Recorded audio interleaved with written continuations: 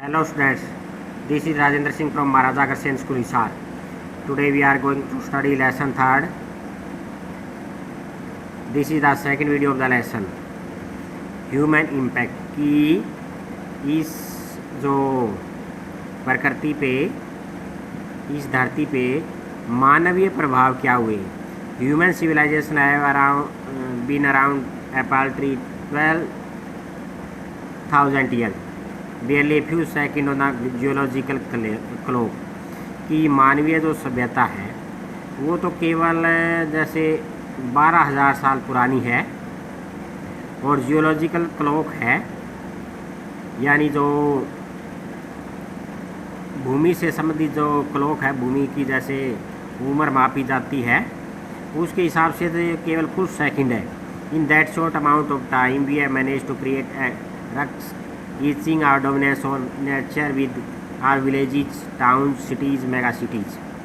वो इतने कम समय में हमने काफ़ी शोर शराबा इस धरती पे जैसे कर दिया है. अपनी प्रधानता दिखाने के लिए नेचर पे हमने गांव बसाए, कस्बे, शहर और बड़े बड़े शहर. The rapid increase of human population has left us battling with other species for limited resources. कि जो तेज़ी से बढ़ती हुई मानवीय जनसंख्या है जिससे हम दूसरे स्पीसीज़ है, दूसरी प्रजातियाँ है, उनसे संघर्ष में आ गए हैं. जो लिमिटेड रिसोर्सेज है इस धरती पे, सीमित संसाधन है उनमें. And the unmitigated burning of fossil fuel has now created a blanket of carbon dioxide around the world. और जो अंधाधुंध हमने जो जीवाश्म ईंधन का यूज़ किया है, जो कोयला, पेट्रोलियम वगैरह है, उससे कार्बन डाइऑक्साइड का कंबल सा बन गया है, एक चादर सी बन गई है इस संसार के चारों ओर. Which is slowly but surely increasing the average global temperature. जो धीरे धीरे, लेकिन ये बात निश्चित है कि इससे जो ग्लोबल टेम्परेचर है वो इंक्रीज हो रहा है.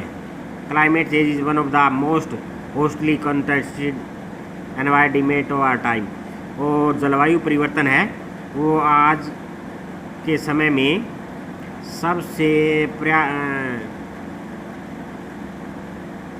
जलवायु परिवर्तन जो है वो एक डिबेट का विषय बन गया है. Will the West Antarctica ice sheet melt entirely. कि क्या जो है एंटार्क्टिका की जो आइस शीट है वो पूरी तरह पिघल जाएगी. Will the Gulf Stream ocean current be disturbed.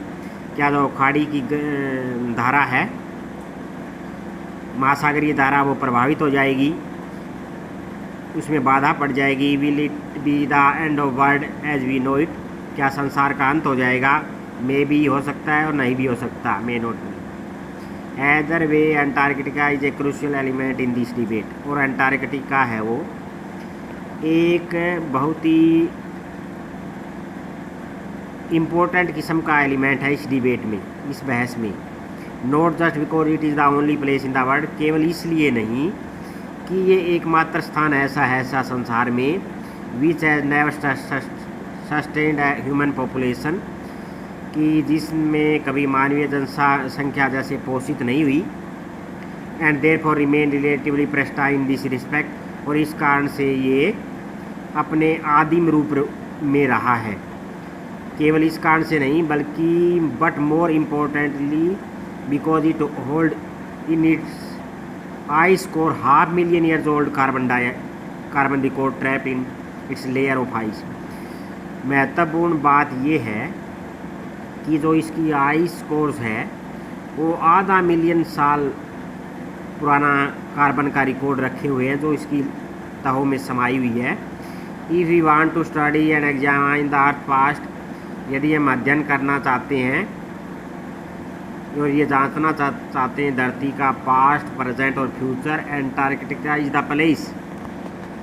तो एंटार्क्टिका वह स्थान है जहां हम इसका अध्ययन कर सकते हैं.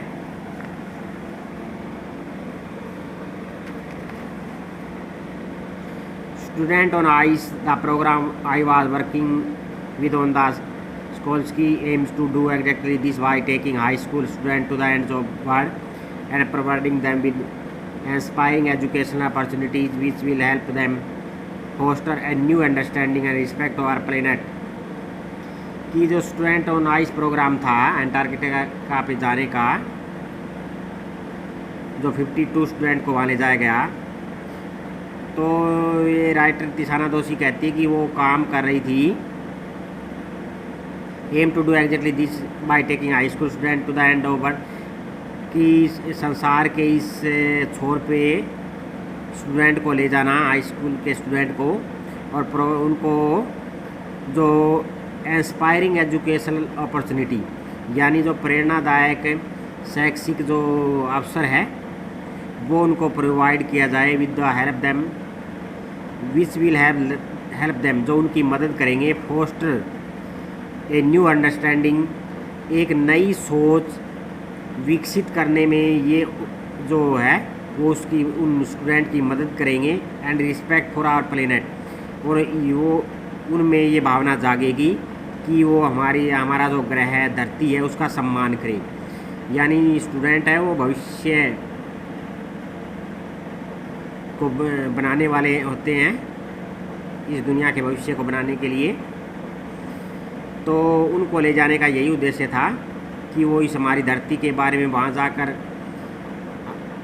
ये बात उनके समझ में आए कि हम अपने ग्रह के बारे में भी सोचें कि क्या चेंजेस हो रहे हैं जिससे हमारे ग्रह पे विनाश ना हो। It is been in operation for 6 year now, अब इस ऑपरेशन में 6 ईयर्स हो गए। Headed by Canadian Job Green, और ये जो कनाडाई नागरिक है जॉब ग्रीन, उनके नेतृत्व में ये अभियान चला। Who got tired of carting celebrities and retired rich curiosity seeker who could only give back in a limited way, कि पहले उन्होंने उनकी मदद लेनी चाहिए जो सेलिब्रिटीज़ है, महान हस्तियाँ हैं, रिटायर्ड पर्सन हैं, अमीर लोग हैं, और जो क्यूरियोसिटी सीकर जो जिनमें उत्सुकता है इसके बारे में, लेकिन उससे उन्हें कोई ख़ास कुछ नहीं मिला। With student on ice he offer the future generation of policy maker of a life changing experience at the age when they are ready to absorb learn and most important यह कि जो स्टूडेंट ऑन आइस प्रोग्राम था तो उनमें वो future generation है उनको opportunity देना चाहते थे ताकि पॉलिसियाँ अच्छी बनाई जा सके भविष्य में, जो हमारा लाइफ चेंजिंग का एक्सपीरियंस उन्हें प्राप्त हो, और वो इस बात के लिए तैयार हो, वो अपने आप को इस काम में पूरी तरह रमाए, पूरी तरह लगाए, और वो सीखें, और सबसे महत्वपूर्ण बात वो इस पर कार्रवाई करें। The reason the program has been so successful is because it is impossible to go anywhere near the South Pole and not be affected by it. जो कारण है कि जो प्रोग्राम है वो इतना सफल रहा क्योंकि ये असंभव है to go anywhere near South Pole के नज़दीक जाना और इससे बिना प्रभावित रहना। It is easy to blaze our polar ice caps melting by sitting in the comfort zone or respective latitude and longitude, but when they visibly see glacier retreating ice shelves collapsing, you begin to realize that threat of global warming very real। कि ये आसान है कि जो ice caps है वो पिघल रही है, ये बात हम अपने कंफर्ट जोन में जाने, बल्कि इसकी बजाय कि हम इसको अपनी आँखों से देखें, जो बर्फ़ की जो बड़ी बड़ी परतें हैं, बड़े बड़े पहाड़ हैं, वो कैसे पिघल रहे हैं, और वास्तव में ही इस धरा पे ग्लोबल वार्मिंग का खतरा है, ये जाना जा सके। तो ये लेसन आपको यहाँ तक रीड करना था।